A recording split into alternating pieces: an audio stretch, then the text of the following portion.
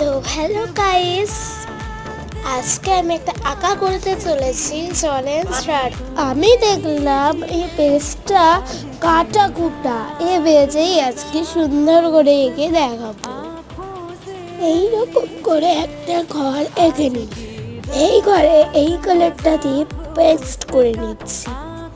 দেখেন আমি এটা কালার করে দিলাম। এবার আমি বাড়িটা কালার করবো।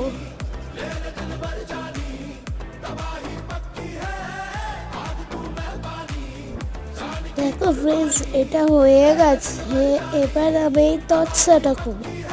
আমি ভুল করে আপনাদের এইটা আর এইটা আঁকাটাই দেখাতে ভুলে গেছি। কিন্তু দেখেন এবার বাড়িটা, পেজের মধ্যে বাড়িটা দেখেন একবার, কত সুন্দর না? Tata friends.